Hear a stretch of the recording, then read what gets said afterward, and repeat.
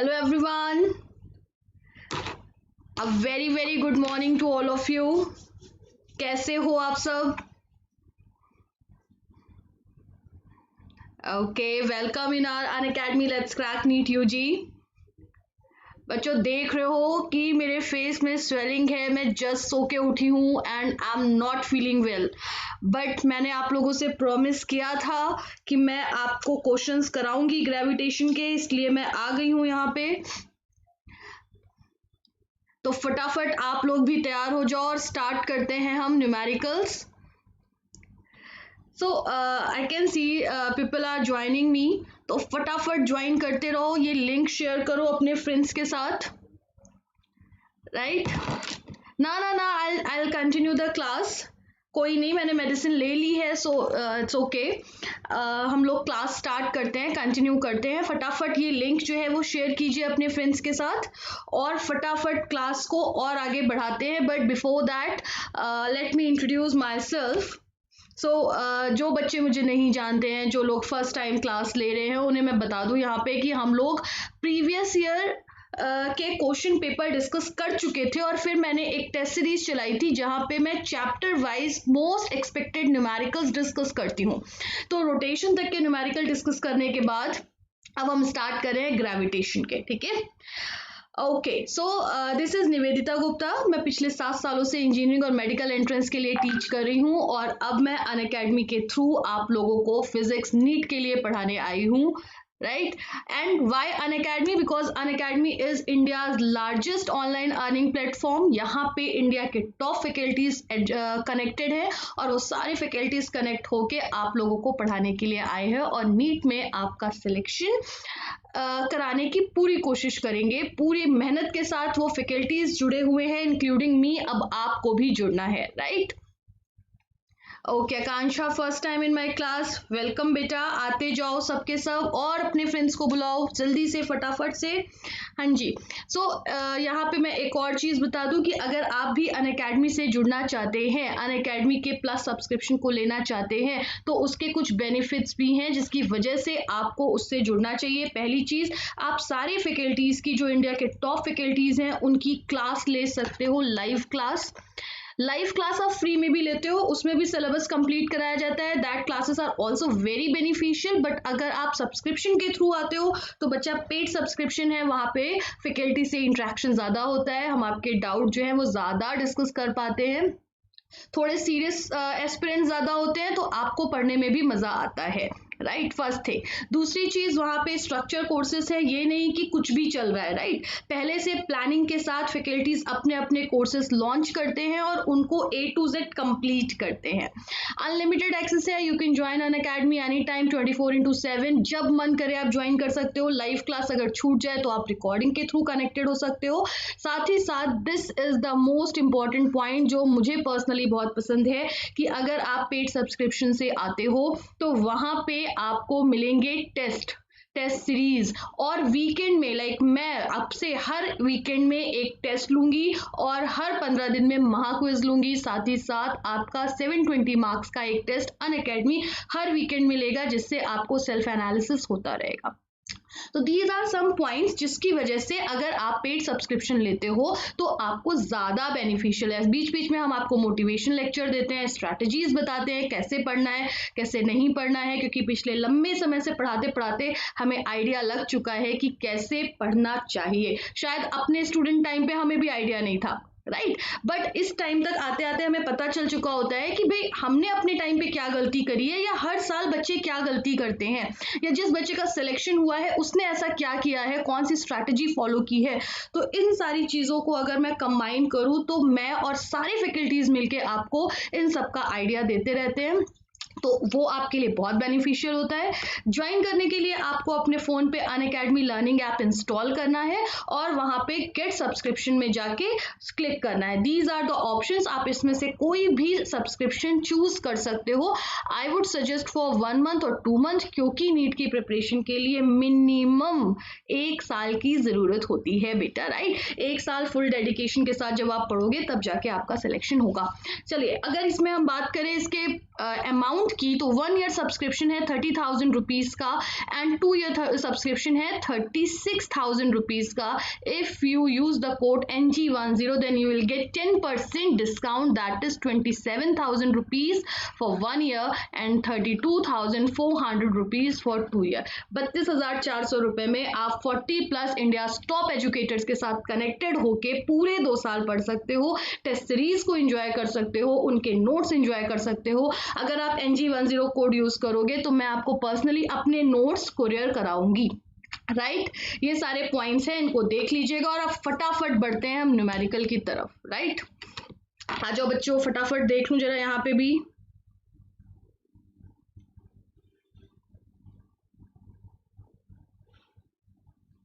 चलिए सबसे पहले पहला क्वेश्चन आता है, energy required in moving a body of mass m from a distance 2r to 4r. यानी कि हमें एक मास को जो कि 2r डिस्टेंस पे है उसे 4r डिस्टेंस पे ले जाना है, उसके लिए कितना वर्क डन करना पड़ेगा या कितनी एनर्जी देनी पड़ेगी. This is the question. I am starting the poll. फटाफट आंसर दीजिए क्या होगा इसका.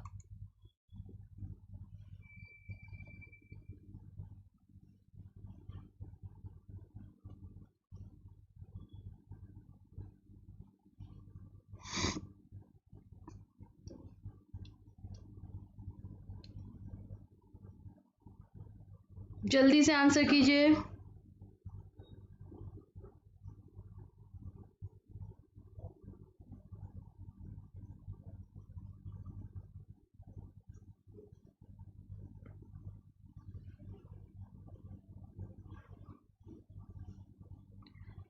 Very good Muskan. Let's see कैसे सॉल्व करेंगे. बेटा यहाँ पे जब भी हम बात करते हैं ग्रेविटेशन की तो उसमें सबसे ज्यादा इंपॉर्टेंट बात यह है कि gravitation force is a conservative force, और जब कंजर्वेटिव फोर्स की बात आती है तो वहां पे एनर्जी कंजर्व रहती है, टोटल मैकेनिकल एनर्जी. ये चीज थोड़ा याद रखना क्योंकि इस चीज को यूज करके हम पूरा चैप्टर सॉल्व करेंगे. चलिए अभी हम आते हैं इस क्वेश्चन पे. इस क्वेश्चन में आपको दिख रहा है कि डिस्टेंस 2r से 4r पे लेके जानी है. जब वो यहां से 2r डिस्टेंस के ऑर्बिट पे था तो उसके पास पोटेंशियल एनर्जी कितनी थी. उसके पास पोटेंशियल एनर्जी थी -gmm/2r. पार्टिकल रेस्ट पे था. राइट इसका मतलब काइनेटिक एनर्जी 0 थी, तो ये इसकी टोटल एनर्जी थी. अब हमें इसे लेके जाना है कहां पर, 4r पे. 4r पे जब लेके जाएंगे तो इसके पास फाइनल एनर्जी कितनी आ जाएगी, -gmm/4r, क्योंकि स्मॉल r की वैल्यू कितनी हो गई बेटा, 4r हो गई. ठीक है, तो अब आपको बताना है कि इसमें कितनी एनर्जी देनी पड़ेगी. इसके पास इतनी एनर्जी है और इसको रिक्वायर्ड इतनी एनर्जी है, दैट्स मीन हमें फाइनल एनर्जी में से इनिशियल एनर्जी क्या करनी है, माइनस. तो इसको हमें एक्स्ट्रा कितनी एनर्जी देनी है, UF minus of U initial, that is -gmm/4r minus of minus, that is +gmm/2r. इसको सॉल्व करेंगे तो कितना आ जाएगा, gmm/4r. इसका मतलब जब हम इसको इतनी और एनर्जी देंगे तब उसके पास इतनी एनर्जी हो पाएगी कि वो सेकेंड वाले ऑर्बिट में इजिली मूव कर सके. Is it clear? So answer will be first, I mean fourth. बेटा हमें हमेशा ही डिस्टेंस सेंटर से लेनी है. जब तक क्वेश्चन में कुछ स्पेसिफाई ना किया हो, स्पेशली कुछ मेंशन ना किया हो, आपको distance centre of the earth से ही लेनी है, कुछ भी हो जाए. राइट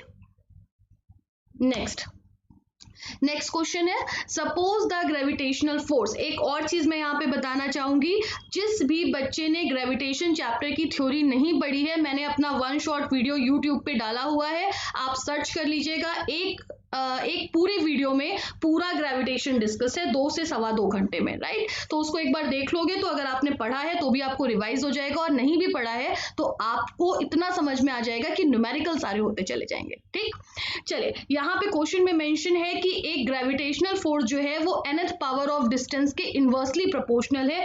इस टाइम पीरियड ऑफ रिवॉल्यूशन उस प्लेनेट का कितना होगा. ऑप्शंस मैं आपको दे देती हूं, ये लीजिए, फटाफट सॉल्व कीजिए.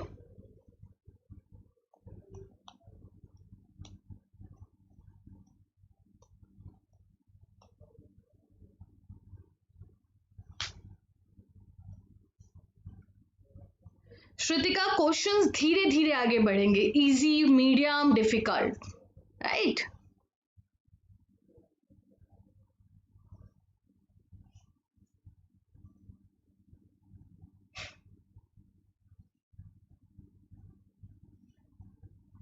फटाफट आंसर कीजिए। Very good Muskan. Again let's see क्या दिया है बच्चा क्वेश्चन में। क्वेश्चन में दिया है कि जो ये ग्रेविटेशनल फोर्स है ये प्रोपोर्शनल है r की पावर n के इनवर्सली प्रोपोर्शनल है। This is given in the question और आपको बताना है time period. As we know speed is equal to distance upon time और प्लेनेट जो है हमारा सर्कुलर पाथ में जा रहा है तो डिस्टेंस कितनी चलेगा 2πr if r is the radius of the orbit. Clear? तो हमारे जो टाइम पीरियड आएगा वो आएगा 2πr अपॉन v और हमें जो रिलेशन बताना है वो r के प्रोपोर्शनल बताना है। तो t एक तो r के प्रोपोर्शनल डायरेक्टली है। अब v की डिपेंडेंसी हम यहाँ से देखेंगे कि v किस तरह से डिपेंड कर रहा है इस पे। तो v के लिए हम वापस यहाँ पर आते हैं। फोर्स जो है r raise to power n के इनवर्सली प्रोपोर्शनल है। अगर हम इसे इक्वल करना चाहें then we can say that f is equal to k upon r raise to power n। कोई प्रॉब्लम नहीं ना? अच्छा, अगर ये जो फोर्स है this is the only force which is acting on the planet और जो फोर्स उस पर रिजल्टेंट होता है वो सेंट्रीपिटल फोर्स के बराबर होना चाहिए, तभी वो क्या होगा, सर्कुलर मोशन कर पाएगा। That's mean this force should be equal to centripetal force that is mv square by r is equal to k upon r raise to power n। बच्चा m कांस्टेंट है, k कांस्टेंट है, तो यहां पे हम लिख सकते हैं v square is proportional to 1 upon r raise to power n minus 1, क्योंकि ये वाला r जो है इसको सॉल्व करेंगे r की पावर n से तो r की पावर n माइनस 1 आ जाएगा। That is v is proportional to r raise to power minus of n minus 1 यानी 1 माइनस n डिवाइडेड बाई 2। ये समझ में आ गया हमें? v का क्या डिपेंडेंसी है समझ में आ गई। अब इसको और आगे कंटिन्यू कर लेते हैं। एक सेकेंड। हाँ, तो v की डिपेंडेंसी आई, v is proportional to r raise to power 1 minus n by 2 और टाइम पीरियड हमें पता है कितना है 2πr अपॉन v। निकालनी हमें टाइम पीरियड की डिपेंडेंसी है तो ये हो जाएगा 2πr और v किसके प्रोपोर्शनल है, इसके। तो हम लिख सकते हैं v is equal to k dash r raise to power 1 minus n by 2। ये वैल्यू बच्चा हम यहाँ पुट करेंगे k dash r raise to power 1 minus n by 2। These all are constant that is t is proportional to r की power 1 minus of 1 minus n by 2। Hopefully आप सबको पता है ये क्या किया मैंने, नीचे वाली वैल्यू ऊपर पहुंचाई तो पावर नेगेटिव के साथ हो गई। तो t is proportional to r raise to power 2 minus 1 plus n by 2, that is t is proportional to r raise to power 1 plus n by 2, right? तो this is the proportionality of time with r। कौन सा option है? Second. Second है कि first है? It is first. कौन सा option correct होगा? फर्स्ट।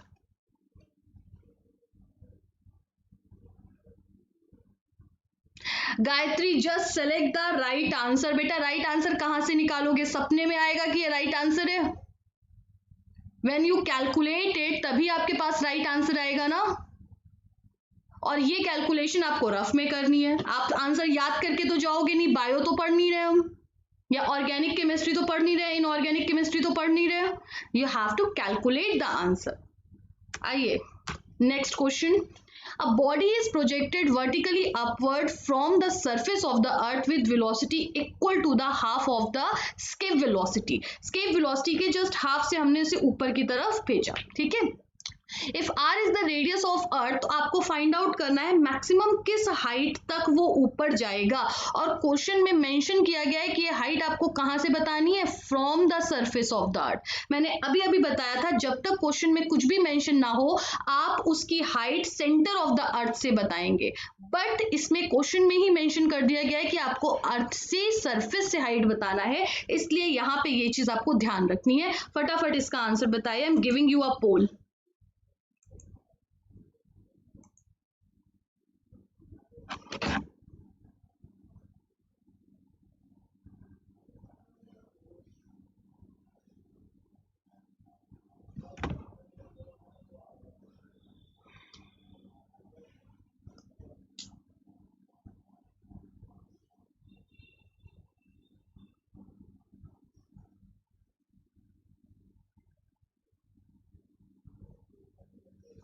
देखो कुछ बच्चे अभी भी ज्वाइन कर रहे हैं। Varun Kumar, very good morning बेटा।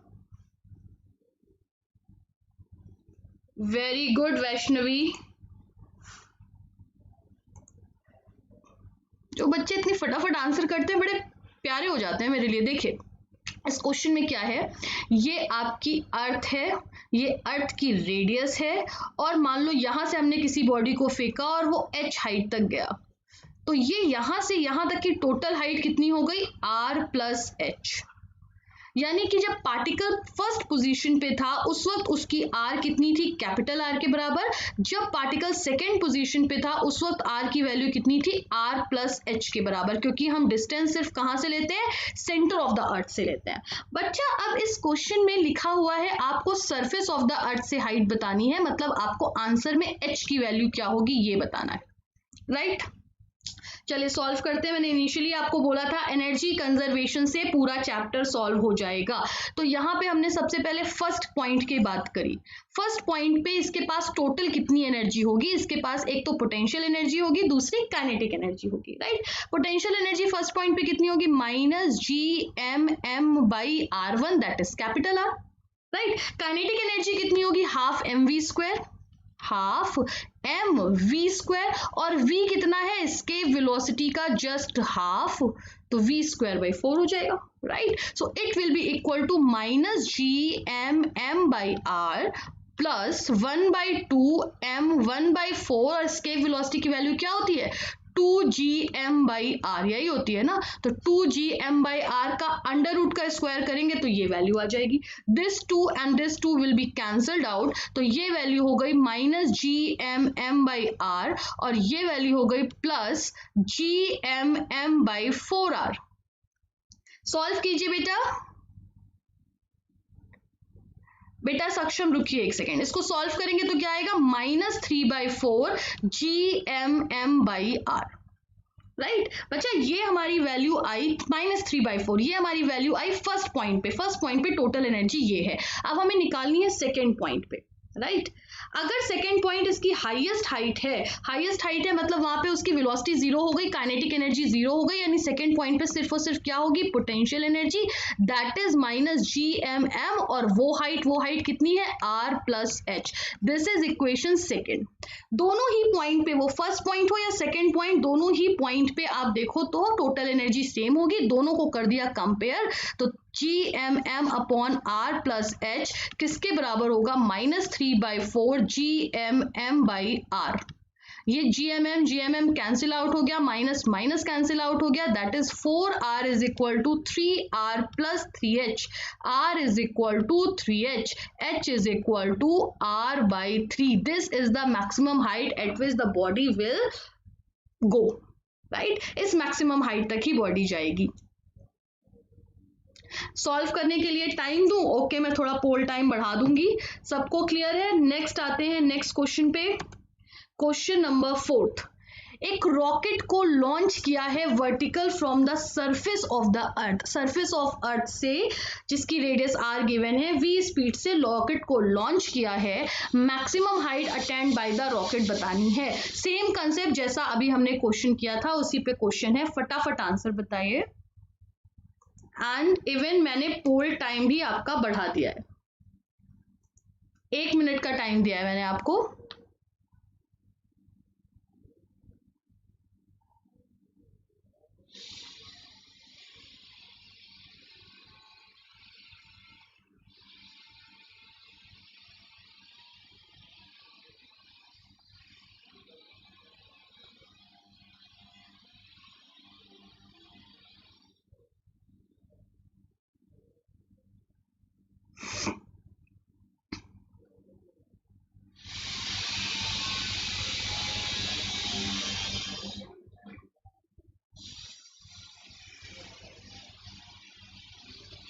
सॉल्व कीजिए फटाफट। पूरा चैप्टर ही इजी है बच्चा, ग्रेविटेशन पूरा इजी चैप्टर है, इवन फिजिक्स इजी है अगर समझ में आ गई तो।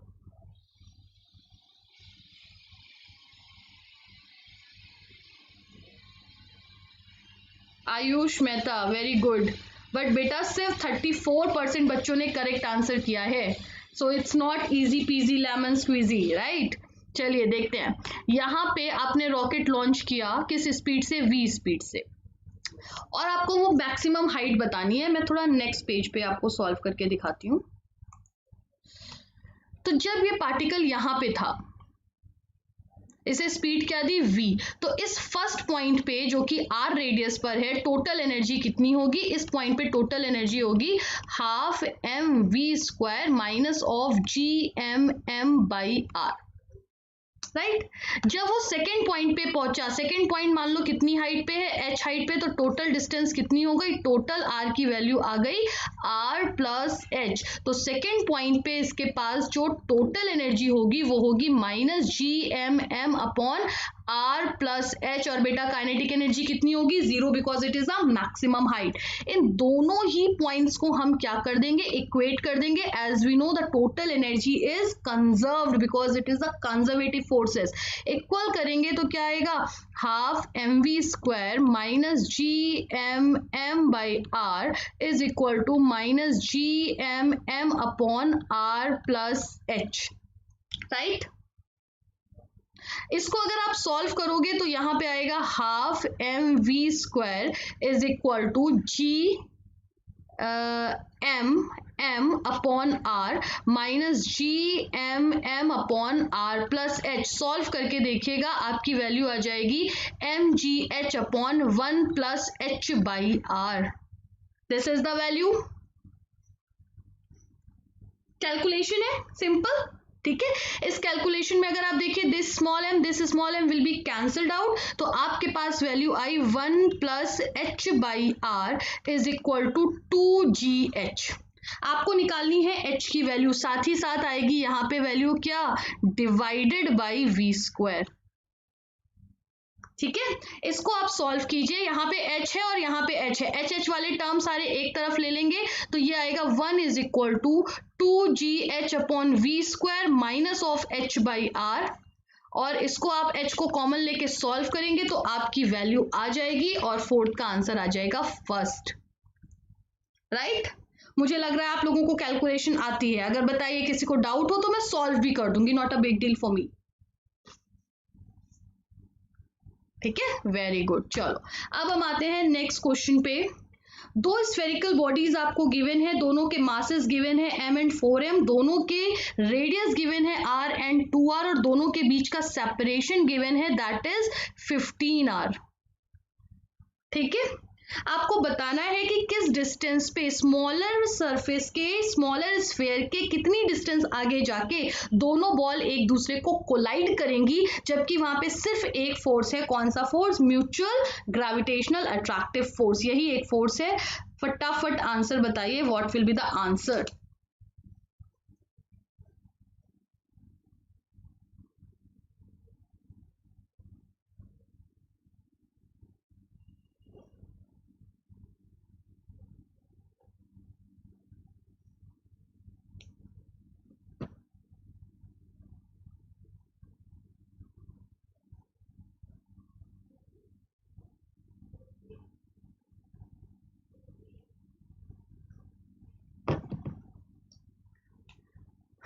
डू इट फास्ट, फटाफट।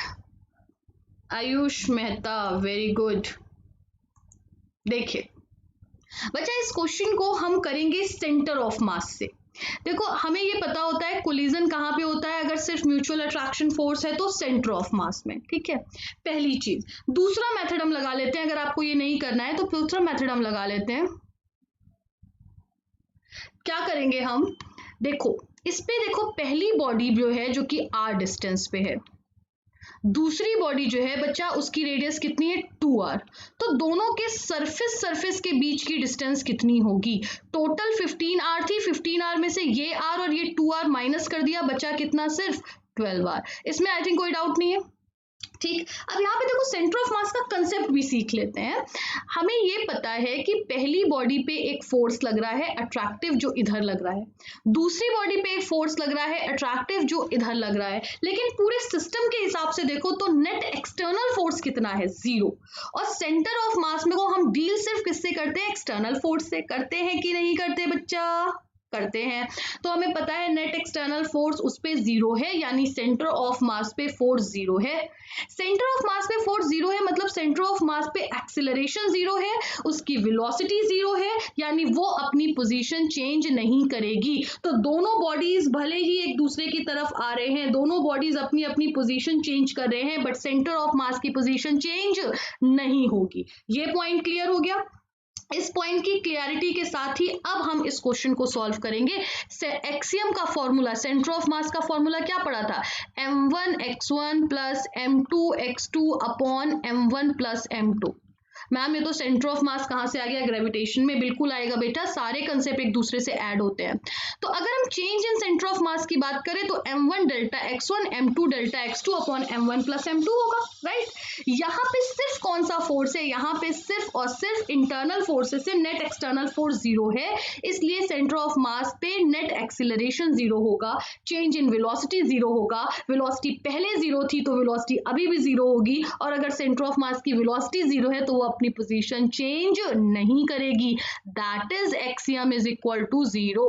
तो ये वैल्यू जीरो हो गई अगर आपकी, तो यहाँ पे मल्टीप्लाई करके जीरो आ जाएगा, बचेगा कितना, m1 delta x1 plus m2 delta x2 is equal to zero. याद रखना position is a vector quantity. ये चीज क्लियर है। अब बच्चा एक चीज और देखिए, मान लो इस पॉइंट पे आके कोलिजन हो रहा है, या इस पॉइंट पे आ रहे हैं पी पॉइंट पे, पी पॉइंट तक आते आते पहली बॉडी ने चला x डिस्टेंस, तो दूसरी बॉडी कितनी चलेगी, 12 माइनस एक्स चलेगी या नहीं, यानी पहली बॉडी की पोजीशन में कितना चेंज आया, x आगे की तरफ, और दूसरी बॉडी की पोजीशन में कितना चेंज आया, 12 माइनस एक्स पीछे की तरफ। यानी डायरेक्शन के हिसाब से देखें तो डेल्टा x1 हमारा x है, फर्स्ट बॉडी की सेंटर ऑफ मास की पोजीशन में चेंज, और डेल्टा x2 यानी सेकेंड बॉडी की पोजीशन में चेंज कितना है, minus of 12 minus x. Minus क्यों लगाया बेटा, बिकॉज दूसरी बॉडी ऑपोजिट डायरेक्शन में जा रही थी, है ना। ये दोनों वैल्यूज हम यहाँ पुट करेंगे, तो m1 की जगह रखा मास m, पोजीशन कितनी चेंज हुई x, m2 की जगह रखा मास 4m, पोजीशन कितनी चेंज हुई 12 माइनस एक्स, माइनस साइन के साथ, this is the minus sign, is equal to zero.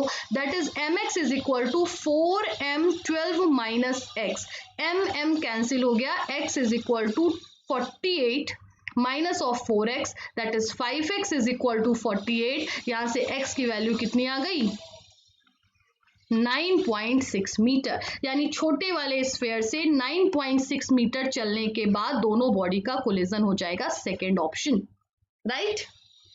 बच्चों बहुत सारे लोगों को हो सकता है ये भी फीलिंग आ रही हो कि मैम छोटे छोटे क्वेश्चन को इतना एक्सप्लेन क्यों कर रही हैं, क्योंकि बच्चा ये क्वेश्चन जो मैं बता रही हूँ जरूरी नहीं है ये क्वेश्चन आए, लेकिन इसके कंसेप्ट पे क्वेश्चन आने की बहुत बहुत बहुत पॉसिबिलिटी है। कंसेप्ट समझ लो, कंसेप्ट समझ लो, और हो सकता है आपके पास एक कंसेप्ट हो, मैं आपको एक दूसरा कंसेप्ट दे दूं, ठीक है। तो इस क्वेश्चन को हम अलग अलग बॉडी पे फोर्स निकाल के भी सॉल्व कर सकते थे, मैंने सेंटर ऑफ मास से सॉल्व कर दिया, ठीक है। तो ये आपको नए नए कंसेप्ट भी सीखने को मिलते हैं। आ जाते हैं नेक्स्ट क्वेश्चन पे। दो कंसेंट्रिक शेल्स ले लिए जिनके मासेस आपको गिवन है m1 एंड m2, ठीक है, और हमने एक स्मॉल m मास की बॉडी ली जिसको हमने तीन पोजीशन पे रख के देखा। पहली पोजीशन ये है p, दूसरी position is q and the third position is r। The distance of p, q, r is mentioned, that is a, b and c. You have to find out the net force acting on the mass m at these three positions p, q as well as r. फटाफट answer बताइए क्या होगा। I am giving you the poll.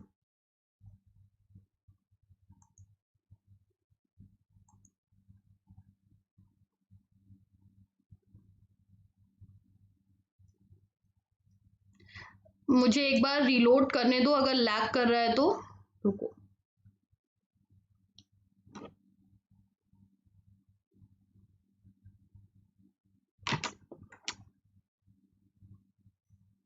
And even मैंने थोड़ा time भी बढ़ा दिया है, क्योंकि आपको हिट एंड ट्रायल से सारे ऑप्शंस चेक करने पड़ेंगे। मैंने टाइम बढ़ा दिया है, आराम से करो।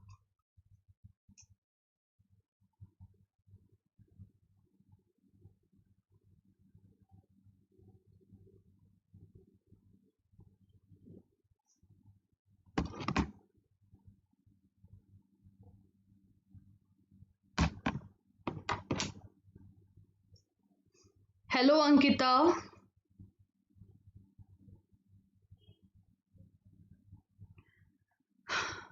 फटाफट आंसर कीजिए। ओके चलिए, दैट्स वेरी गुड कि कई सारे बच्चों ने इसका सही आंसर किया है। यहाँ पे अगर आपको याद हो तो हमने शेल थ्योरम पढ़ी हुई है। मैं फिर बोल रही हूँ, जिस बच्चे ने ये चैप्टर नहीं पढ़ा है या किसी को भी इसमें कोई डाउट है, राइट, तो मैंने ग्रेविटेशन पे वन शॉर्ट वीडियो यूट्यूब पे डाला हुआ है, सर्च कर लीजिएगा, ग्रेविटेशन बाय निवेदिता गुप्ता, आपको मिल जाएगा। उसमें मैंने 2 से 2.5 घंटे में पूरा gravitation A to Z discuss किया हुआ है with some of numericals also. चलिए अब यहाँ पे स्टार्ट करते हैं। अगर ये शेल है तो शेल के अंदर ग्रेविटेशनल फील्ड इंटेंसिटी कितनी होती है? E इनसाइड 0 होती है। और शेल के बाहर ग्रेविटेशनल फील्ड इंटेंसिटी कितनी होती है? -gm/r² होती है, where r is the distance of that point from the center। ये मैंने अपने उस वीडियो में बताया भी है और आपको पता भी होगा, ठीक है। बस यही 2 चीजें यूज करनी है। सबसे पहले अगर मैं आती हूं इसके पहले वाले पॉइंट पे, तो देखिए ये हमारा था m1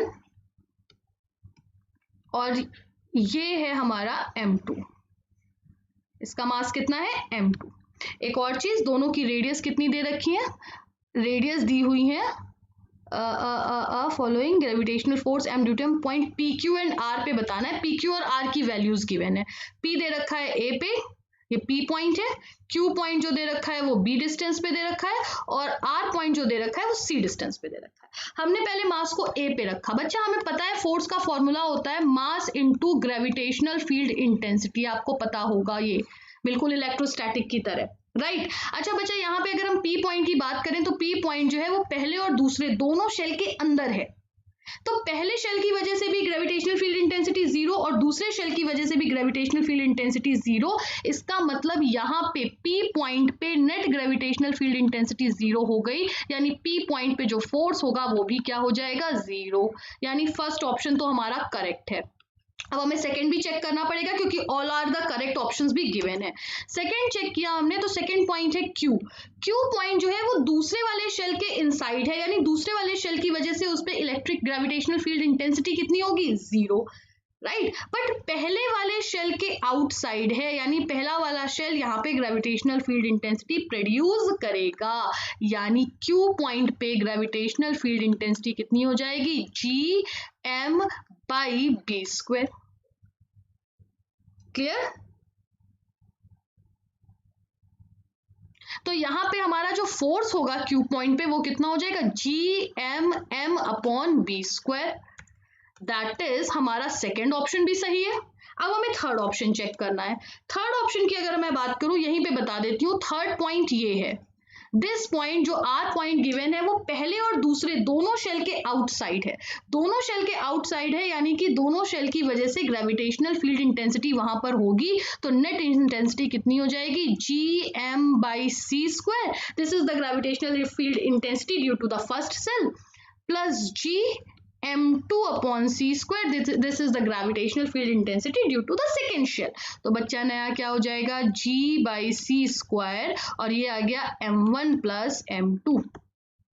तो यहाँ पे जो नेट फोर्स आएगा वो कितना आ जाएगा? Mass into ER, gravitational field intensity, that is gm/m1 + m2 divided by c²। That is third option is also correct.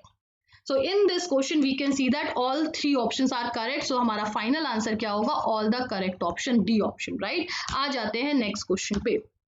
These are 4 masses जिनके मास आपको सेम दिए हुए हैं। कैपिटल M उसे हमने स्क्वायर की साइड पे रखा है। आपको बताना है कि इसके सेंटर से हमें किसी बॉडी को एस्केप कराना है, तो एस्केप वेलोसिटी क्या होगी? 7th। फटाफट मुझे आंसर बताइए क्या होगा।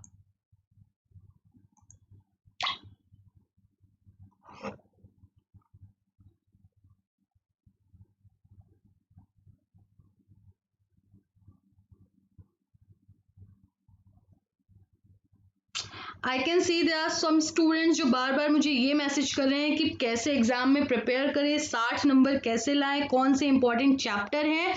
बच्चा इन सब के बारे में मैं आपको एक छोटा सा वीडियो बना के ज़रूर दूंगी। मुझे फॉलो करते रहिए और फॉलो करने के लिए मुझे टेलीग्राम पे मुझसे कनेक्ट हो जाइए। मैं अपने वीडियो के लास्ट में अपना टेलीग्राम लिंक भी शेयर करूंगी। चलिए यहाँ पे आगे बढ़ते हैं। ये 4 कॉर्नर्स हैं स्क्वायर के, जहां पे हमने इक्वल मासेस रखे हुए हैं m m m m, right. आपको इसके सेंटर से किसी एक ऑब्जेक्ट को जिसका मास कितना है, इसके velocity of a body small m मान लेते हैं, कितना भी मान लेते हैं, इसके सेंटर से हमें एक बॉडी को उठाना है और इनफाइनाइट पे ले जाना है। इसके वेलोसिटी पूछी गई है ना, तो इनफाइनाइट तक ले जाने के लिए कितनी वेलोसिटी देनी पड़ेगी, दिस इज द क्वेश्चन। सबसे पहले यहाँ पे देखते हैं इस O पॉइंट पे पोटेंशियल एनर्जी कितनी होगी, what will be the potential energy at this point O। ठीक है, तो पोटेंशियल एनर्जी निकालने के लिए हमें इस पॉइंट पे पोटेंशियल पता होना चाहिए। पोटेंशियल कैसे निकालते हैं, पोटेंशियल का फॉर्मूला होता है Gm/r², यही पढ़ा है ना, एक पॉइंट की वजह से पोटेंशियल। ये r है, ये r जो है वो डायगोनल के जस्ट हाफ के बराबर है। डायगोनल कितनी होती है, a√2, तो डायगोनल का हाफ कितना होगा, a/√2। तो एक चार्ज, एक मास की वजह से यहाँ पे जो पोटेंशियल होगा वो हो जाएगा इतना। और इस O पॉइंट पे एक की वजह से पोटेंशियल नहीं होगा, बल्कि चार मासेस की वजह से पोटेंशियल होगा, तो टोटल पोटेंशियल हो जाएगा 4√2 Gm/a, right. This is the net potential at this point. अब आगे बढ़ते हैं। अगर इस पॉइंट पे पोटेंशियल इतना है तो इस पॉइंट की एनर्जी कितनी होगी, पोटेंशियल एनर्जी कितनी हो जाएगी, 4√2 Gm/a, ये तो पोटेंशियल था, मल्टीप्लाइड बाय m। याद रखना पोटेंशियल एनर्जी हमेशा क्या होती है, नेगेटिव। ग्रेविटेशन में हमेशा नेगेटिव यूज करते हैं, नेगेटिव साइन ये बताती है कि फोर्स कैसा है, अट्रैक्टिव है। क्लियर। और इस पॉइंट पे हमें उसको वेलोसिटी बतानी है, कितनी देनी पड़ेगी, तो मान लो हमने v वेलोसिटी दी, तो इस पॉइंट पे काइनेटिक एनर्जी कितनी हो गई, ½ mv², यानी इस पॉइंट पे टोटल एनर्जी हो गई ½ mv² माइनस ऑफ 4√2 Gmm/a। बच्चा समझ में आ रहा है, यानी यहाँ पे इस पॉइंट पे ये टोटल एनर्जी है और हमें इसको स्केप कराना है। स्केप कराना है मतलब कि हमें इसे ऐसी जगह पे पहुंचाना है इनफाइनाइट तक। इनफाइनाइट पे पोटेंशियल एनर्जी कितनी होती है, 0, और इनफाइनाइट पे आके ये रुक जाएगा, इसलिए यहाँ पे काइनेटिक एनर्जी भी क्या हो जाएगी, 0। This is equation 1, this is equation 2, दोनों को कर देंगे हम इक्वेट, तो क्या आ जाएगा, ½ mv² minus of 4√2 Gmm/a is equal to 0, right. इसको मैं यहां पे सॉल्व कर देती हूं, तो ये हो जाएगा ½ mv² is equal to 4√2 Gmm/a। बच्चा ये स्मॉल m इस स्मॉल m से कैंसिल आउट हो गया, v² की वैल्यू आ गई 8√2 Gm/a, तो v की वैल्यू कितनी आ जाएगी, √8√2 Gm/a। कौन सा ऑप्शन दिख रहा है आपको, दिख रहा होगा सेकेंड ऑप्शन। तो आप देखिए मैं जितने भी क्वेश्चंस कर रही हूँ, मोस्ट ऑफ द क्वेश्चन में एक ही चीज लगा रही हूँ, कंजर्वेशन ऑफ एनर्जी। चले नेक्स्ट क्वेश्चन, इसका आंसर कीजिए, पोल दे रही हूं आपको।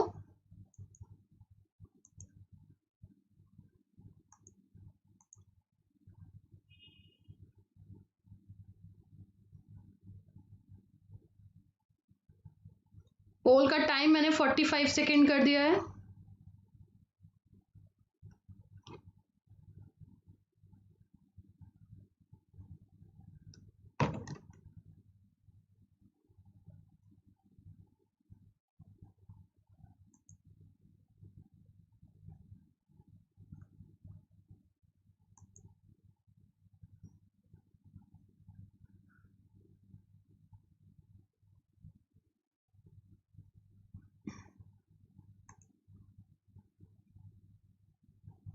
जब तक मैं बता दूं, कुछ बच्चे पूछ रहे हैं क्लास कब होती है। बेटा डेली क्लास मॉर्निंग में 10:30 स्टार्ट होती है। आयुष मेहता, श्रेष्ठा, आकांक्षा, ये तीनों लोग कंटिन्यूसली करेक्ट आंसर दे रहे हैं, वेरी वेल डन। चलो इस क्वेश्चन पे आते हैं। आपको बोला गया है gravitational force at R1 and R2 from the centre of a uniform sphere of radius R। ये एक स्फीयर है जिसकी रेडियस कितनी है, r है। हमें R1 और R2 पॉइंट पे फोर्सेस का रिलेशन बताना है, रेशियो बताना है। बच्चा अगेन मैं बात करती हूँ, अगर मैं अर्थ की बात करूं तो अर्थ कैसा है, सॉलिड स्फीयर है, या सॉलिड स्फीयर के अंदर क्या है, मास है। तो इसके इनसाइड पॉइंट पे जो ग्रेविटेशनल फील्ड इंटेंसिटी होती है वो होती है G m r/r³ और इसके आउटसाइड पे जो होती है वो होती है Gm/r²। ये याद रखना, स्मॉल r²। ठीक है, ये इसका फॉर्मूला होता है। तो अब हम आते हैं इस पॉइंट पे। इस पॉइंट में पहला आपको इस तरह के क्वेश्चन को हिट एंड ट्रायल से ही करके देखना पड़ेगा।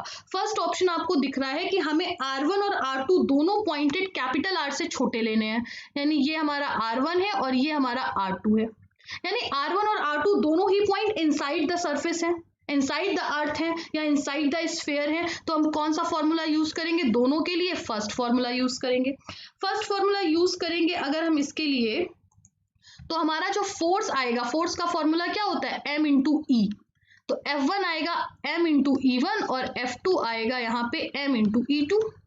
m क्या कर दिया, कैंसिल आउट, और E की वैल्यू हम लगाएंगे gravitational field intensity inside the sphere. Inside the sphere कितना हो जाएगा, Gm/r1/r³ डिवाइडेड बाई Gm/r2/r³। ये पूरा कैंसिल आउट हो जाएगा, बचेगा कितना, R1/r2। This is the ratio of forces if both the particles या both the distances are inside the sphere. That's mean first option is correct. और यहाँ पे कोई भी more than one correct option के कोई भी बात नहीं की गई है, इसलिए हमें और दूसरे ऑप्शंस चेक करने की जरूरत ही नहीं है। फर्स्ट ऑप्शन यहाँ से क्या हो गया, करेक्ट हो गया। क्लियर, चलो नेक्स्ट।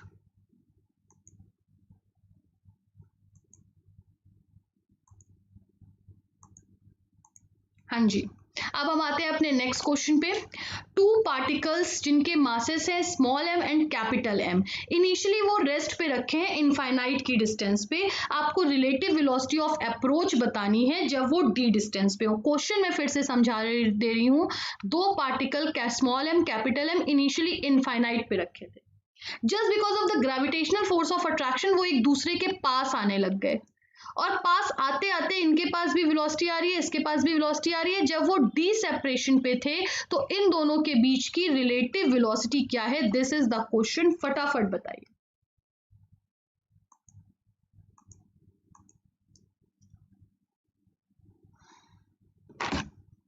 हाँ, मैं इस पर थोड़ा टाइम बढ़ा रही हूं आपको।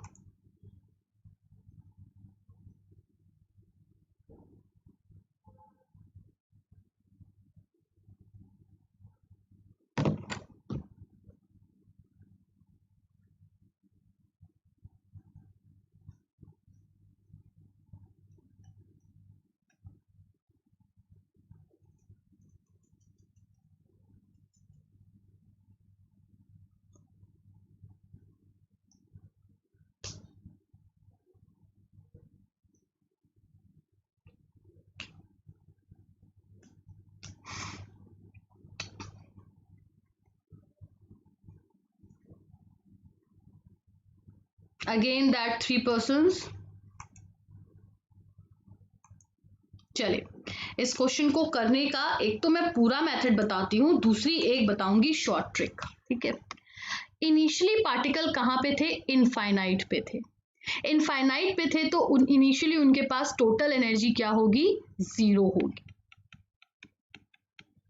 अब वो एक दूसरे के पास आ रहे हैं, तो यहां पे इसकी जो काइनेटिक एनर्जी होगी, पहले वाले की स्पीड है v1, दूसरे की स्पीड है v2, तो यहाँ पे पहले की काइनेटिक एनर्जी होगी हाफ mv1², दूसरे पार्टिकल की काइनेटिक हो जाएगी एनर्जी हाफ कैपिटल mv2², और ये चूंकि डी सेपरेशन पर आ गए हैं इसलिए इनकी जो पोटेंशियल एनर्जी हो जाएगी वो हो जाएगी -G/m/d।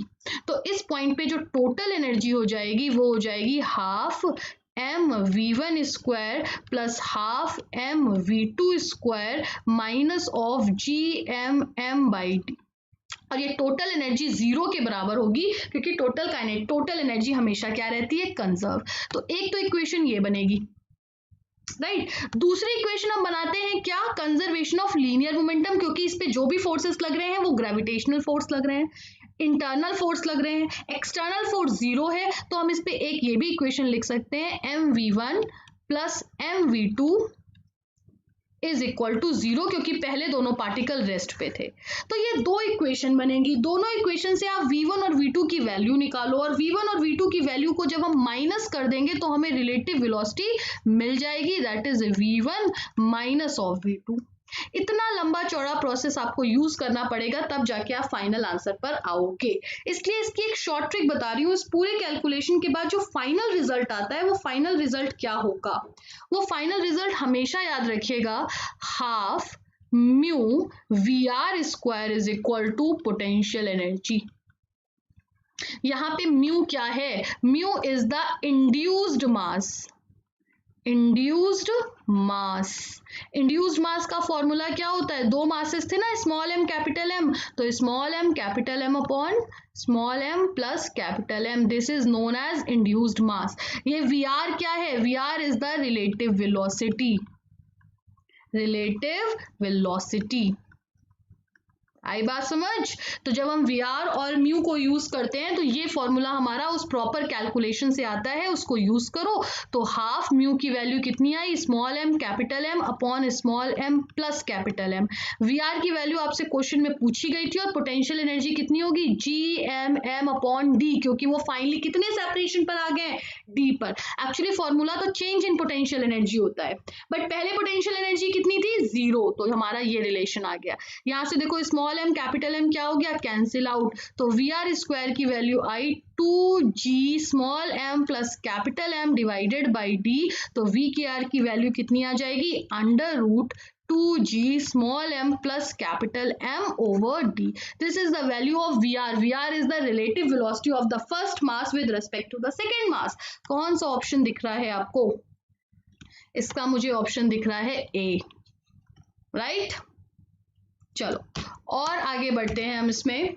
11th क्वेश्चन क्या है? आपने 3 पार्टिकल्स लिए, तीनों के मासेस सेम है और वो इक्विलैटरल ट्रायंगल पे रखे हुए और एक दूसरे की तरफ एक सर्कल के पेरीमीटर पे घूम रहे हैं, जस्ट लाइक दिस। आपको बताना है कि इनकी क्या स्पीड होगी, ये पार्टिकल किस स्पीड से घूम रहे हैं, ये आपको बताना है। फटाफट सॉल्व कीजिए।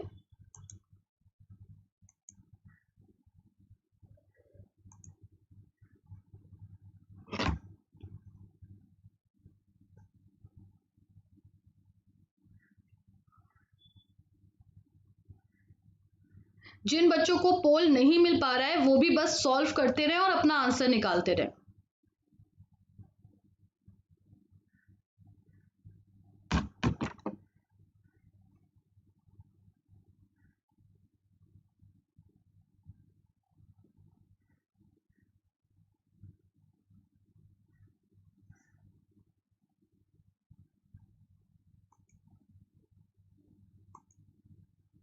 There are lots of students जो ये क्लास अटेंड कर रहे हैं, 100+ स्टूडेंट्स हैं, बट आंसर बहुत कम बच्चे दे रहे हैं। बच्चा आंसर दिया करो। चलो देखो कैसे सॉल्व करेंगे। ये एक सर्कल में जा रहे हैं, लेकिन है क्या? ये एक इक्विलैटरल ट्रायंगल, यानी हर पार्टिकल सर्कुलर मोशन कर रहा है। साइड आपको ए दे रखी है, इक्विलैटरल ट्रायंगल है तो ये 60 डिग्री होगा। यहाँ पे मास m है, यहाँ पे मास m है और यहाँ पे भी मास m है। अगर ये सर्कल में मूव कर रहा है, इसका मतलब हर एक पार्टिकल के पास जो नेट फोर्स आएगा वो सेंट्रीपिटल फोर्स की तरह काम करेगा, and this is the centre, right? अब इस पे नेट फोर्स आएगा कितना? इस पे ये बॉडी अट्रैक्ट कर रही होगी, एक फोर्स यहाँ लग रहा होगा और एक फोर्स यहाँ लग रहा होगा। इस पे लगाएंगे सुपरपोजिशन थ्योरम। मान लो मैं फर्स्ट पार्टिकल की बात कर रही हूँ, तो फर्स्ट पार्टिकल पे जो नेट फोर्स होगा वो कितना होगा? उस पे नेट फोर्स होगा f square plus 2f square cos 60 and the value of cos 60 is 1/2, तो फाइनल वैल्यू आ जाएगी √3f। मैम ये क्यों किया? क्योंकि ये वेक्टर एडिशन था, ठीक है, इस पे लगने वाला नेट फोर्स। अब हमें f की वैल्यू तो पता है कितनी होगी, g m1 m2 अपॉन इनके बीच का डिस्टेंस कितना है, a स्क्वायर। तो ये उस बॉडी पे नेट फोर्स लग रहा है, और अगर ये बॉडी सर्कल में मूव कर रही है, so this net force should be equal to mv square by R. mv square by R, और r क्या है? सेंटर से यहां तक की डिस्टेंस, यही है। तो चलो इस डिस्टेंस को हम निकाल लेते हैं, कितनी होगी?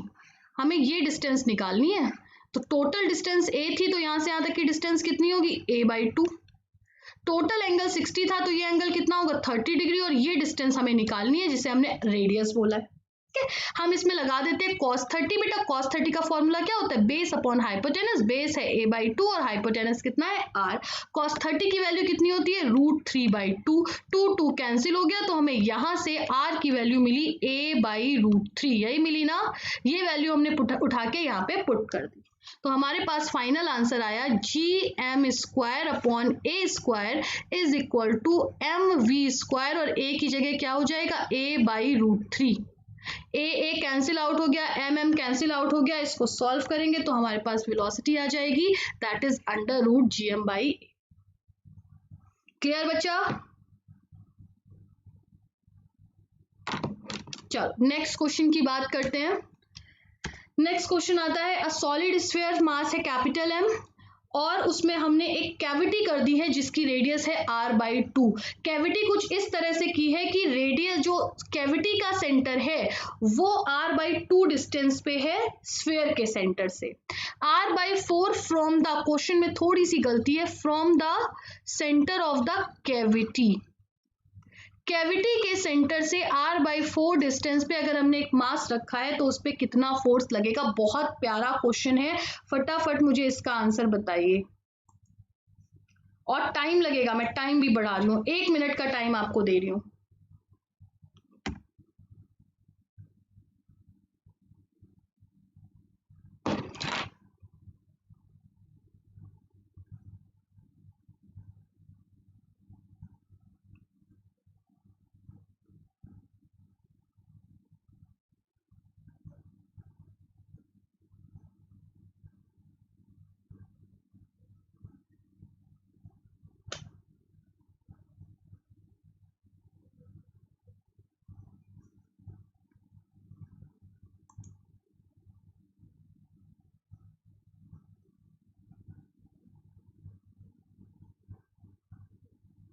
फटाफट सॉल्व कीजिए।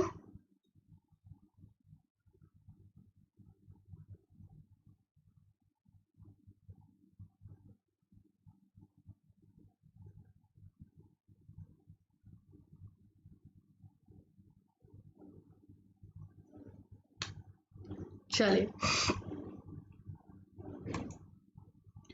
यहाँ पे क्वेश्चन को जरा ध्यान से समझो, जिन्हें नहीं समझ आया क्वेश्चन, बहुत प्यारा क्वेश्चन है ये एक स्फीयर है, इस स्फीयर की रेडियस थी r, मास है m।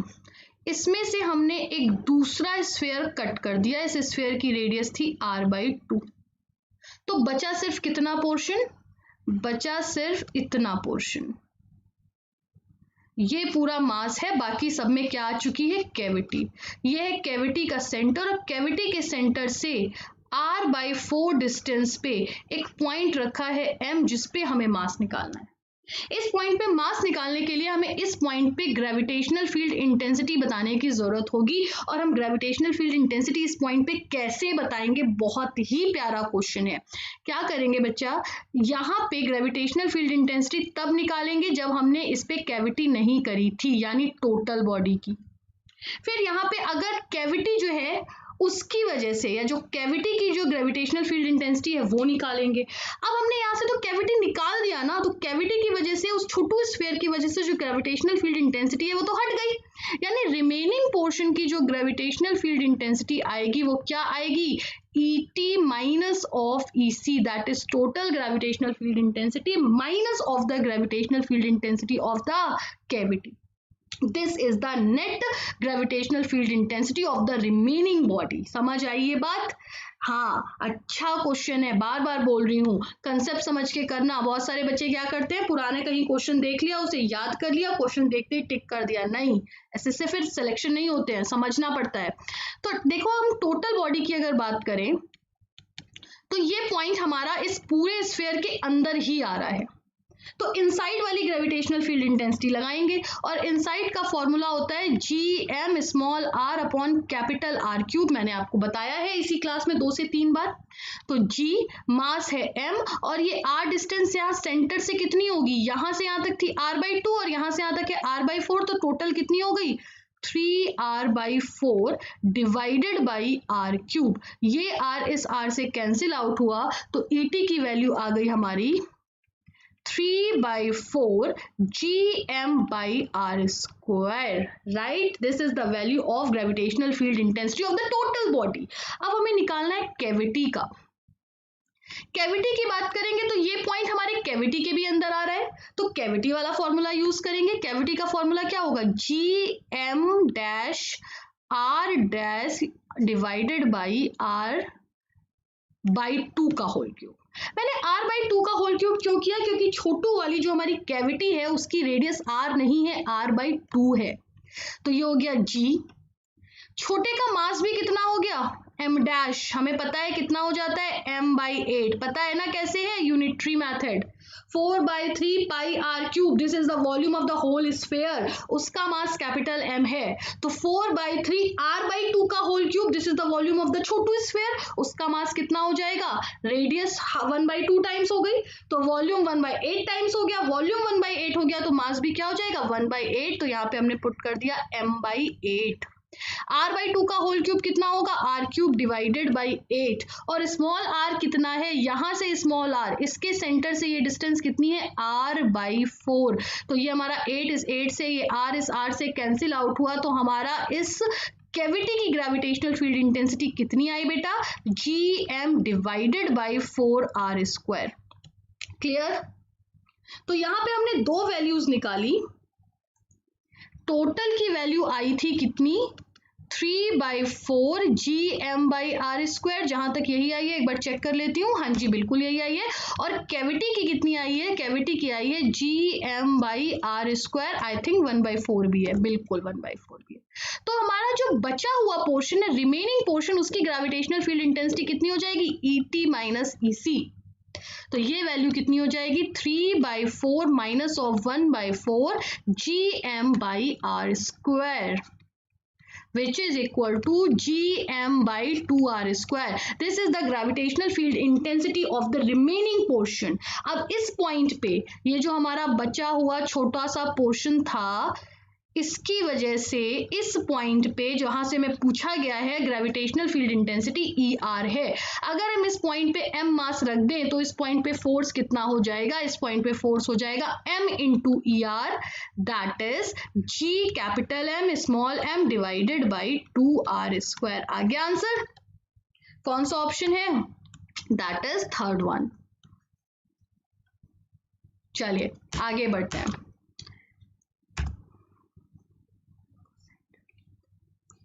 यस बच्चा, सेंटर की तरफ से भी हो सकता है, Ayush Mehta, very good question. अगर हम सेंटर की तरफ से r/4 लेंगे, यानी कि हम ये वाला पॉइंट ले रहे हैं, आपकी बात एकदम सही है, ये वाला पॉइंट ले रहे हैं, है ना, तो आंसर मैच नहीं करेगा हमारे पास। जब ये ऑप्शन वाले काम आ जाते हैं ना, तो हमें ये भी तो करना होता है कि हमें ऑप्शन मैच कराना होता है। हमारे पास ऑब्जेक्टिव में दिक्कत ये हो जाती है, पहली चीज हमें आंसर निकालना है, दूसरी चीज हमें उस तरह का आंसर निकालना है जो हमारे ऑप्शन से मैच करे, और हमारा आंसर उस फॉर्म में भी हो जिस फॉर्म में आंसर गिवन है, ऑप्शंस गिवन है। ठीक है, नेक्स्ट देखते हैं हम क्वेश्चन नंबर 13। एक रॉड ले लिया है, इस रॉड का, मैं पूरा क्वेश्चन आपको बता देती हूँ। इस रॉड का मास m है, इसकी लेंथ l है, और इसके सेंटर से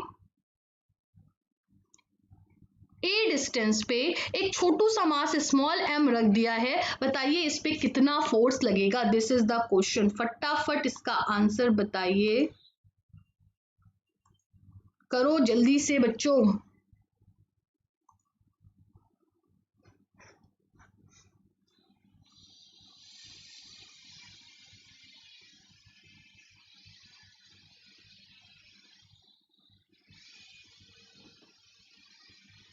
एक बच्चे ने मैसेज किया है, ma'am physics is very interesting, very good.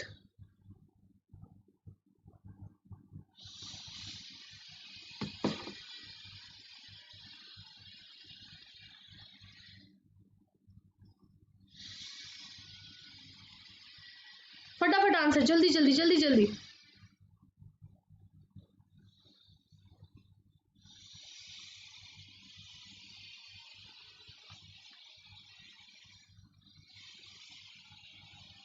ऐसा लग रहा है क्लास में सिर्फ 3 बच्चे पढ़ के आए हैं, बाकियों ने तो कभी फिजिक्स उठा के पढ़ी ही नहीं है, कोई बात नहीं, अब पढ़ेंगे। देखिए बच्चा, ये आपका एक रॉड है, रॉड का मास है m, रॉड की लेंथ है l, और रॉड से a डिस्टेंस पे एक और मास रखा हुआ है स्मॉल m, जिसपे हमें नेट फोर्स बताना है। पहली चीज, हमारा जो न्यूटन्स लॉ ऑफ ग्रेविटेशन है ना, वो हमारा सिर्फ और सिर्फ बेटा किस पे लगता है, वो सिर्फ और सिर्फ पॉइंट मासेस पे लगता है और किसी पे नहीं लगता। तो यहाँ पे अगर आप ध्यान से देखो तो ये पॉइंट मास नहीं है, ये तो हमारा पॉइंट मास है, लेकिन ये पॉइंट मास नहीं है, ये कंटिन्यूअस बॉडी है। ठीक, अगर ये कंटिन्यूअस बॉडी है तो यहाँ पे हम ग्रेविटेशन लॉ को यूज नहीं कर सकते। इसका मतलब हम पहले एक छोटा सा मास लेके उस पे हम gravitation law, Newton's law of gravitation लगाएंगे, उसको सॉल्व करेंगे और फिर पूरी बॉडी का निकालने के लिए इसको क्या करेंगे, इंटीग्रेट करेंगे। राइट, बिल्कुल वही मेथड हमने यहाँ पे यूज किया। हमने यहाँ पे एक बहुत छोटा सा एलिमेंट लिया जिसका मास है, जिसकी लेंथ है dx और जिसका मास है dm। इतना छोटा एलिमेंट है कि अब हम इसे as a point mass consider कर सकते हैं और इसकी डिस्टेंस हमने यहां से ले ली है x। तो ये स्मॉल m और ये dm, इन दोनों के बीच में, चूंकि अब दोनों पॉइंट मास बन चुके हैं, इन दोनों के बीच में हम ग्रेविटेशन लॉ ऑफ अट्रैक्शन लगा सकते हैं। तो अब ये जो स्मॉल एलिमेंट की वजह से जो फोर्स आया, इसकी वैल्यू हुई g small m d capital M divided by x square. Right, अब इस dm की वैल्यू कितनी है बच्चा, ये देखते हैं। हमें पता है m लेंथ, l लेंथ का मास कितना है, l लेंथ का मास है m, तो 1 लेंथ का मास कितना होगा, m बाई l। तो dx l लेंथ का मास, जो कि क्वेश्चन में dm गिवन है, वो कितना होगा, m by l into dx। Simple unitary method बचपन से यूज करते आ रहे हैं, वही हमने यहाँ पे अप्लाई कर दी। तो ये आ गया g small m capital M by l into dx divided by x square. ये एक छोटे से एलिमेंट की वजह से, जिसकी थिकनेस कितनी है dx, हमने फोर्स निकाल लिया। बट हमें तो पूरे रॉड की वजह से फोर्स निकालना है, और पूरा रॉड ऐसे पतली पतली पतली पतली बहुत सारी थिकनेस से मिलके बना है। क्या कर देंगे, यहाँ पे इंटीग्रेट कर देंगे। मुझे पता है बहुत सारे बच्चों को डिफरेंशिएशन इंटीग्रेशन से डर लगता है, बट एक दो क्वेश्चन हमें ऐसे भी डिस्कस कर लेने चाहिए। तो अब हम इसको पूरा निकालने के लिए इंटीग्रेट करेंगे। इंटीग्रेट करते ही क्या आ जाएगा, g small m capital M divided by l x square into dx। अब हमें x की लिमिट लगानी है। जब हम इस एलिमेंट की बात करेंगे बच्चा, तो इस एलिमेंट की इस पॉइंट से डिस्टेंस कितनी है, यहां से यहां तक कितनी होगी, टोटल कितनी है a, और ये कितनी है l बाई 2, क्योंकि ये सेंटर है ना, तो ये डिस्टेंस हो जाएगी a माइनस l बाई 2। और जब हम ये वाला एलिमेंट लेंगे, एकदम लास्ट वाला एलिमेंट, तो लास्ट वाले एलिमेंट की इस पॉइंट से डिस्टेंस कितनी हो जाएगी, a प्लस l बाई 2। तो हम लिमिट भी लगा देते हैं, कहां से कहां तक की, a माइनस l बाई 2 से लेकर a प्लस l बाई 2 तक।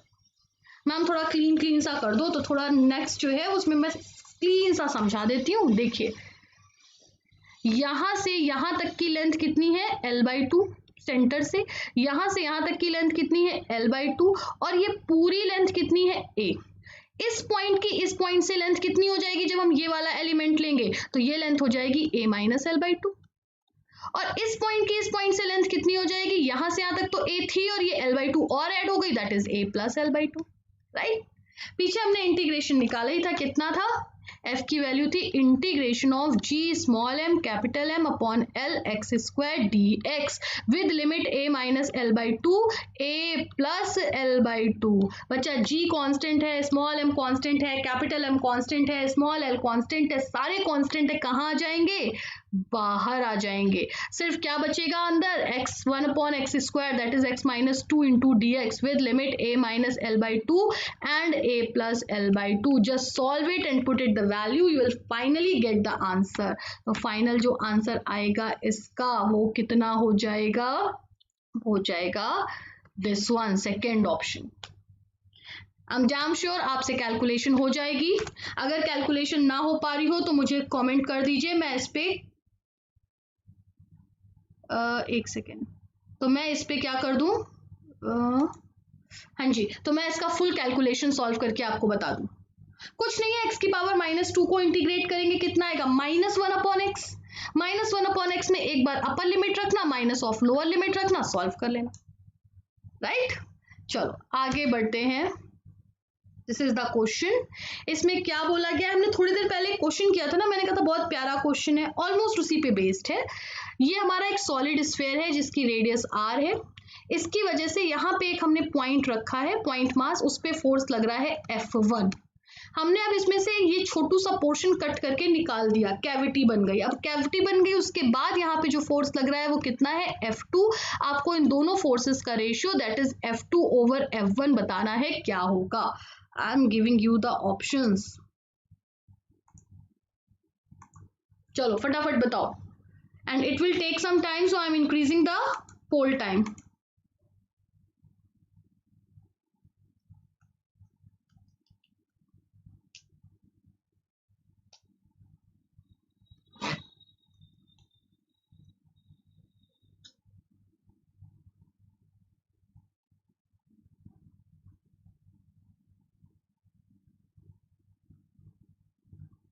हेलो बेटा, हैकिंग गॉड।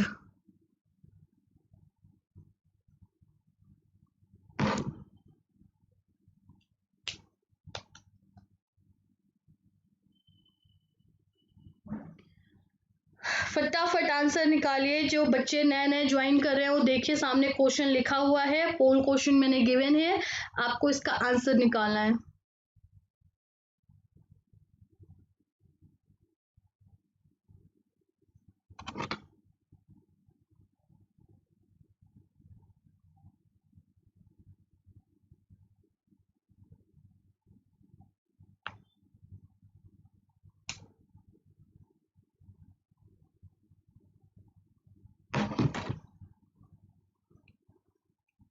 ओके, देखते हैं अब इसका आंसर कैसे निकलेगा। बच्चा देखो, जब हम सिर्फ बात करें आर रेडियस की, जो 2r डिस्टेंस पे रखा है, तो उसकी वजह से यहाँ पे ग्रेविटेशनल फील्ड कितनी होगी, आउटसाइड है ना, सिंपल फॉर्मूला gm/r² होता है, gm, और यहाँ से यहाँ तक की डिस्टेंस कितनी है 2r, तो 2r का स्क्वायर, तो आपकी इवन की वैल्यू आ जाएगी gm/4r²। राइट, क्लियर है। अब हम सेकेंड पॉइंट की बात करते हैं। सेकेंड पॉइंट पे हमने यहाँ क्या कर दिया, ये छोटा सा एलिमेंट कट कर दिया, उसकी वजह से अब यहाँ पे 2r डिस्टेंस पे आपको बताना है फील्ड क्या होगी। राइट, तो इस पॉइंट पे एक तो फील्ड होगी टोटल बॉडी की वजह से, एक फील्ड होगी कैविटी की वजह से, तो रिमेनिंग बॉडी की फील्ड कितनी होती है, ET माइनस ऑफ EC। ये अभी थोड़ी देर पहले मैंने बताया था। उस क्वेश्चन में और इस क्वेश्चन में डिफरेंस इतना है, उस क्वेश्चन में हम इनसाइड द स्फीयर की बात कर रहे थे, इस क्वेश्चन में हम आउटसाइड द स्फीयर की बात कर रहे हैं। ET की वैल्यू आपने अभी अभी पीछे निकाल ली है, कितनी है, ET की वैल्यू है gm/4r²। और अगर हम E कैविटी की बात करें तो आ जाएगा G, m क्या होगा, रिमेनिंग का मास, वो मैंने बताया m/8 हो जाता है, रेडियस जो हो गई जस्ट हाफ हो गई, तो वॉल्यूम 1/8 टाइम्स हो गया, तो मास भी 1/8 टाइम्स हो जाएगा, डिवाइडेड बाई 4 ये डिस्टेंस, इसके सेंटर से यहां तक की डिस्टेंस। तो बच्चा इसकी ये डिस्टेंस कितनी है, r/2, टोटल डिस्टेंस है 2r, तो यहां से यहां तक की डिस्टेंस कितनी हो जाएगी, 3r/2। तो हम यहाँ पे 3r/2 का स्क्वायर करेंगे, that is 9r² by gm/r² होता है ना, तो gm/8 9r² बाई 4। राइट, तो ये हो जाएगा gm/8 और ये हो गया आपका 9r² बाई 4, ये 2 से आ गया, तो ये आ गया आपका gm/18r²। राइट, तो ET और EC निकाल लिया, ये दोनों वैल्यू पुट करेंगे तो हमें रिमेनिंग बॉडी की ग्रेविटेशनल फील्ड इंटेंसिटी मिल जाएगी, gm/r² कॉमन लेंगे तो बचेगा 1/4 माइनस ऑफ 1/18, तो gm/r², यहां से हमने ले लिया 36 LCM, तो ये आ गया 9 - 2, दैट इज इसकी वैल्यू आ गई आपकी, यहां पे मैं लिख देती हूँ 7/36 gm/r²। राइट, तो अब हम यहाँ पे दो चीजें देख चुके हैं कि इस पूरी बॉडी की वजह से जो आपकी वैल्यू थी वो थी gm/4r², और दूसरी बॉडी यानी रिमेनिंग बॉडी की वजह से जो वैल्यू आई है वो आई है 7 gm/36r²। आपको इन दोनों पॉइंट की वजह से फोर्सेस F2 over F1 की वैल्यू बतानी है, वो कितनी हो जाएगी, m E2 over ME1, that is E2 over E1.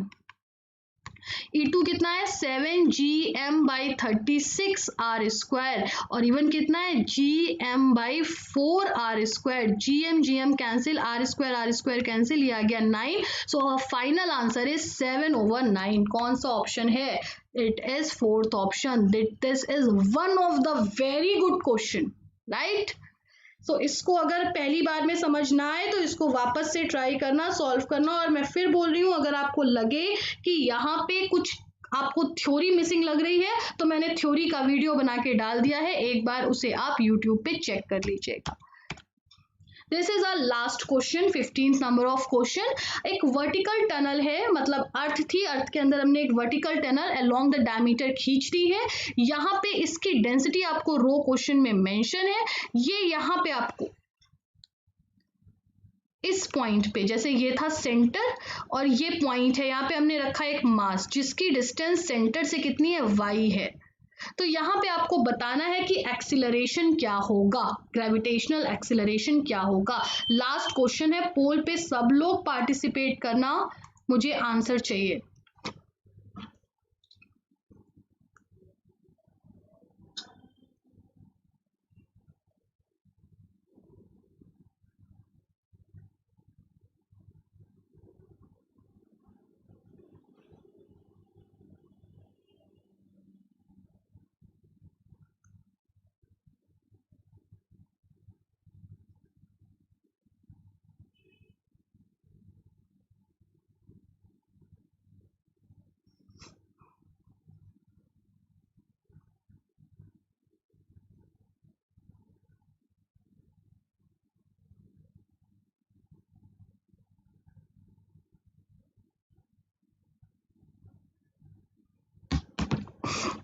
देखिए बच्चा कैसे सॉल्व करेंगे.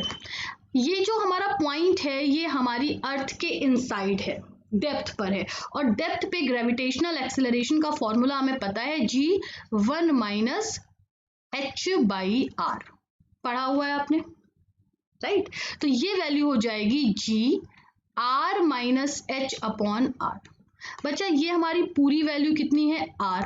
ये डेप्थ कितनी है, h. तो यहां से यहां तक की जो वैल्यू आई वो कितनी आई, r माइनस h. और इस r माइनस h की वैल्यू हमें क्वेश्चन में y गिवन है, तो हम इसको डायरेक्ट लिख सकते हैं gy/r. लिख सकते हैं. दैट इज, यहां पर आ जाती हूं, ग्रेविटेशनल एक्सीलरेशन की वैल्यू आ गई gy/r. ठीक. अब हमारा जो आंसर आपको क्वेश्चन में दिख रहा है वो डेंसिटी के टर्म्स में है, इसका मतलब ये वैल्यू आपको यहाँ पे क्या करनी पड़ेगी, कन्वर्ट करनी पड़ेगी. तो g की वैल्यू कितनी होती है, gm/r स्क्वायर y/r, क्योंकि ये हमारा g क्या है, this is the gravitational acceleration at the surface of earth, जिसकी वैल्यू gm/r स्क्वायर होती है. तो ये आपकी वैल्यू आ गई gmy/r³. मास का फॉर्मूला होता है वॉल्यूम इंटू डेंसिटी, तो g/r³. y और मास का फॉर्मूला है वॉल्यूम, वॉल्यूम कितना है 4/3πr³ और डेंसिटी कितनी है रो. r³ क्या कर दिया, कैंसिल, तो वैल्यू आ गई 4/3gy/π रो. क्या कोई ऑप्शन है, कौन सा ऑप्शन दिख रहा है, फोर्थ ऑप्शन, राइट? तो इस तरह से बच्चा हमने सारे 15 क्वेश्चन कर लिए हैं. हम लोगों ने ग्रेविटेशन के हर तरह के क्वेश्चन डिस्कस करे हैं, इजी टू डिफिकल्ट. अब मेरी जो नेक्स्ट क्लास होगी कब होगी आपको पता है, नेक्स्ट टॉपिक क्या है, ग्रेविटेशन के बाद नेक्स्ट टॉपिक आता है properties of solid and fluid, तो हम उसके न्यूमेरिकल डिस्कस करेंगे. मेरा लिंक है NEET score high under NG10, आप मुझे टेलीग्राम पे फॉलो कर सकते हो, जिसमें मेरे आने वाली हर क्लास का नोटिफिकेशन होता है. साथ ही साथ मैं कुछ क्वेश्चंस के PDF वगैरह भी देती रहती हूँ, वो आपको देखने हैं. नेक्स्ट क्लास हमारी जब भी होगी आपको पता चल जाएगा, शायद परसों है. और एक और चीज, अगर आप सब्सक्रिप्शन लेना चाहते हो तो मेरा बैच स्टार्ट हो रहा है 11 जून से. फुल ईयर कोर्स हमारे स्टार्ट हो रहे हैं, तो अगर आपको वो कोर्सेज ज्वाइन करने हैं तो विदाउट डिले फटाफट सब्सक्राइब करो, और सब्सक्रिप्शन के लिए you have to use the code NG10. Bye bye, take care. अच्छे से पढ़ो, ज्यादा टाइम नहीं बचा है तो स्टडीज पे पूरी तरह से फोकस करो. बाय बच्चा.